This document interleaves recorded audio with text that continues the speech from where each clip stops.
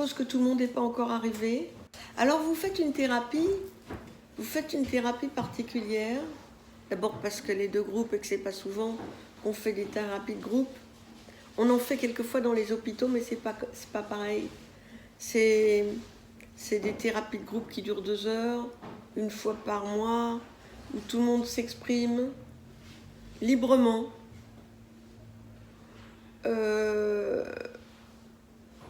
Tellement librement que les gens s'expriment aussi en se plaignant, en donnant leurs idées intellectuelles sur leurs problèmes émotionnels. Le but de ces petits groupes de 2 heures qu'on fait à l'hôpital n'est pas de travailler vraiment à fond sur la personnalité des gens. On estime qu'ils ont besoin de s'affirmer, que ça les aide à travailler plus d'affirmation de soi. On fait ces petits groupes de 2 heures pour ça. On fait aussi des ateliers de méditation dans les hôpitaux. On fait aussi de la danse, parfois des ateliers artistiques, justement pour renforcer l'estime de soi, l'affirmation de soi. Cette thérapie, elle n'est pas du tout faite pour ça.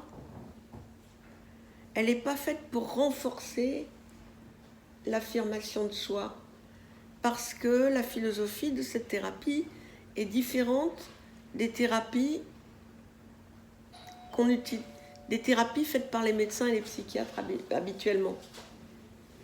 C'est-à-dire que elle a plus un aspect psychanalytique au sens philosophique du mot, en ce sens que cette thérapie considère que vous n'avez pas vraiment un soi, que c'est pas la peine de le renforcer puisque ce n'est pas un vrai. C'est une personnalité d'emprunt que vous avez, même quand vous ne le savez pas. Et donc, le but de cette thérapie, c'est pas de renforcer votre personnalité d'emprunt. C'est plutôt de vous aider à découvrir en quoi vous avez une personnalité d'emprunt, en quoi c'est pas vraiment vous, et puis de vous apprendre et de vous aider à être vraiment vous. C'est pas facile comme travail, ça demande beaucoup de courage, ça demande de votre part beaucoup d'implication, ça demande de ne pas se vexer à la moindre réflexion, ou alors si on se vexe, on le dit, on ne reste pas silencieux. Vous voyez, l'idée c'est plus vous allez vous exprimer, plus vous allez finir par dégrossir votre identité et trouver votre véritable personnalité.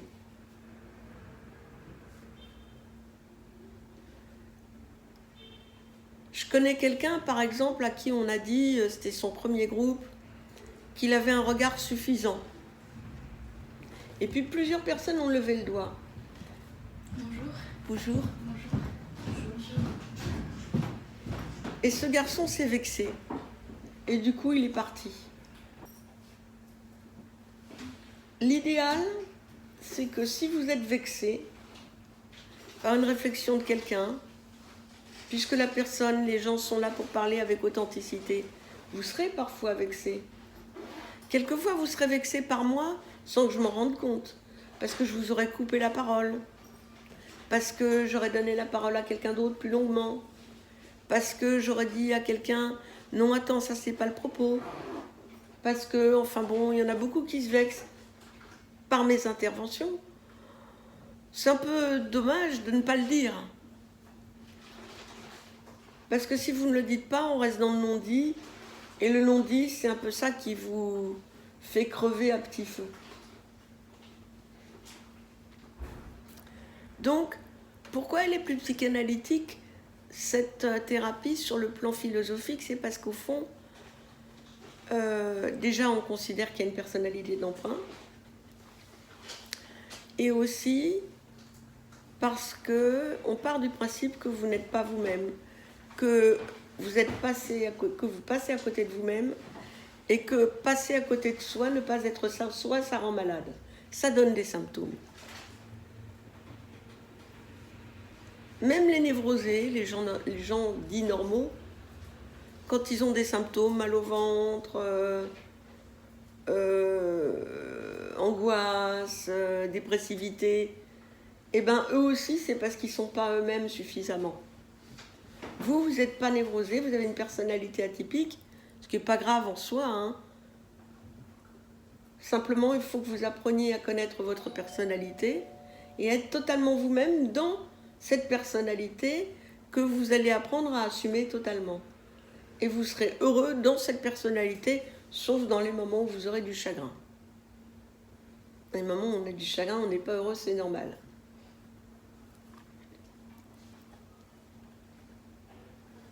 Donc, j'ai trouvé en faisant mon nouvel édito sur boulimie.fr, j'ai trouvé une phrase alors je la connaissais depuis longtemps, celle de Lacan qui disait Lacan c'est un psychanalyste post-freudien qui était très très très connu en France parce que il était plus philosophe que tous les autres psychanalystes en fait, et il a fait une lecture de Freud très intelligente, historique, en expliquant les concepts qui n'étaient plus valables, en expliquant comment Freud en a trouvé de nouveaux. D'accord. Mais tu me le redis après mon intro encore. Parce que j'ai plein de défauts, notamment celui d'oublier tout. Je suis très désorganisée, très bordélique. Et j'oublie tous les prénoms, même de ceux que je connais bien. Et j'en ai plein d'autres, de défauts. Mais en fait, c'est pas des défauts, c'est... Personne n'a des défauts selon mon point de vue. Nous n'avons que des caractéristiques. Et il y a des caractéristiques positives qui compensent souvent les caractéristiques désagréables.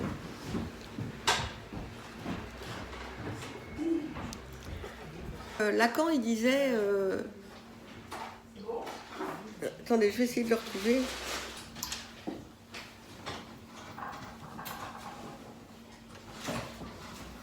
Non, je vais retrouver parce qu'il y a une autre phrase qu'il faut que je vous montre.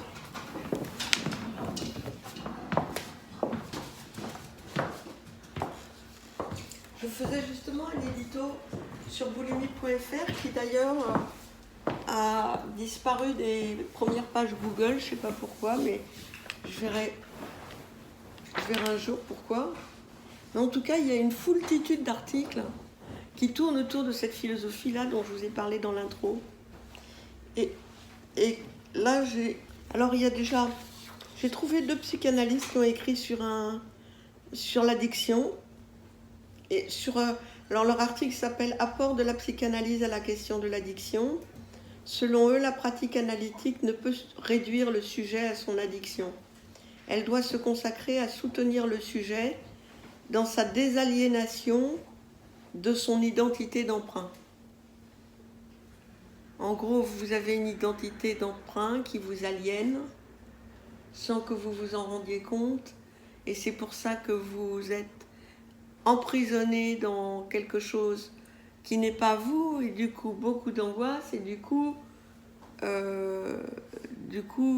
besoin d'une addiction pour se soutenir de cette angoisse. Et Lacan, voilà, on souffre de ne pas... Alors, c'est pas la première partie de la phrase, c'est pas Lacan. On souffre de ne pas être assez soi-même. Il l'a pas dit comme ça, mais il a dit on souffre de céder sur son désir. De céder sur son désir. Ça veut dire qu'on a un désir et en fin de compte, c'est pas lui qu'on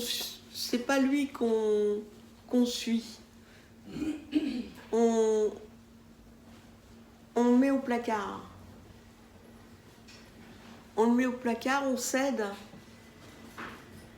On cède à l'environnement, on cède à ses besoins intérieurs, enfin ses croyances, etc. En fait, les névrosés ont un désir. Les personnes qui sont névrosées, parce qu'ils existent quand même, ils n'ont pas une personnalité d'emprunt. Eux, ils ont une personnalité plus ou moins épanouie, qui cèdent plus ou moins sur leurs désirs, qui peuvent être très mal dans leur peau aussi, mais ils sont dans leur peau. Vous, vous avez une personnalité d'emprunt et vous n'êtes pas dans votre peau. Et du fait que vous ne soyez pas dans votre peau, vous n'avez pas des désirs. Vous avez des élans. Et vous ne cédez pas sur vos désirs, mais vous cédez sur vos élans.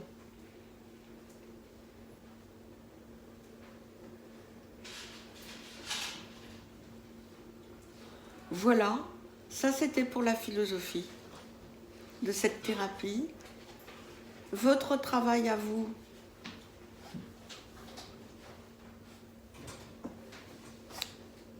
c'est d'être aussi authentique que possible. Je dirais même totalement authentique, allez. Même dans vos silences. On peut être silencieux et authentique si on ressent rien à dire. Si on n'a pas envie de rebondir sur quelque chose. Si on n'y voit pas l'intérêt. Mais souvent, vous n'y voyez pas l'intérêt, ça a quand même un intérêt. Parce que vous dites ça n'a pas d'intérêt parce que c'est juste ce que la fille d'avant elle vient de dire ou le garçon d'avant vient de dire. Et donc c'est pas la peine, mais si c'est la peine parce que même si vous répétez, vous vous affirmez dans votre authenticité. Ici, l'idée c'est pas d'être intelligent, vous voyez ici. Vous l'êtes suffisamment, hein. Pas besoin d'apprendre à être intelligent. On peut même être bête. Vous êtes suffisamment intelligent pour vous donner la permission d'être bête. De dire des choses idiotes. On s'en fout. Pourvu qu'on les sente. C'est ça votre travail.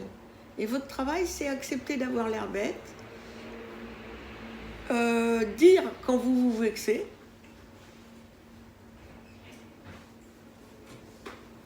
Avoir du courage. Pour ça. Mais vous avez déjà le courage de venir en groupe. C'est déjà énorme comme courage. Il n'y en a pas beaucoup qui ont ce courage-là. Donc vous devriez normalement y mettre une petite dose de plus de courage pour avoir le courage d'être authentique, même dans ce que vous estimez idiot ou inutile. Il n'y a pas d'exercice prévu. Il n'y a rien d'organisé.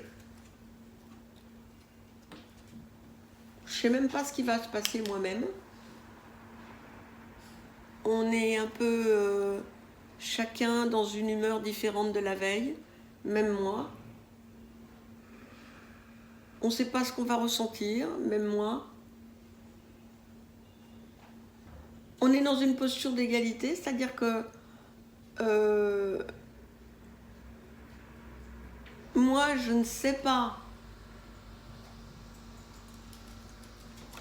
quelle est votre vérité intérieure, mais par contre, je sais comment vous aider à la faire vivre. Vous voyez la nuance ? Je vais pas vous... Demain, il y aura une fille, elle est pratiquante juive, elle ne peut pas venir aujourd'hui. Ça m'irrite profondément, moi, en tant que thérapeute, toutes les croyances m'irritent profondément. Mais je m'en fous après tout. Cette fille, elle est sympa, elle a ces croyances-là. C'est un peu dommage qu'on ait des croyances, je trouve. Mais enfin, on va essayer de l'aider malgré ses croyances. Et je lui dis, ok, viens demain. Vous voyez ? Et pourtant, ce ne sont pas mes croyances à moi. Donc moi, j'ai pas l'intention de vous imposer mes croyances. Simplement, mon souci, c'est de vous aider à vous exprimer le mieux possible, à ne pas vous faire de mal, en n'étant pas vous-même, à trouver les mots pour le dire, quelquefois, quand vous ne les trouvez pas, à provoquer aussi. Je vais vous provoquer.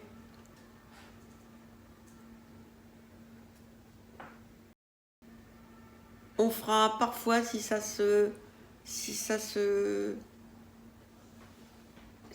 trouve, on fera des jeux de rôle. Quelquefois, on comprend mieux avec des... Mais bon, pour faire des jeux de rôle, encore faut-il que je vois l'intérêt et l'inspiration aussi. De quel jeu de rôle? Bref, je ne sais pas ce qui... En dehors que... Ce qui est bon, c'est de l'exprimer.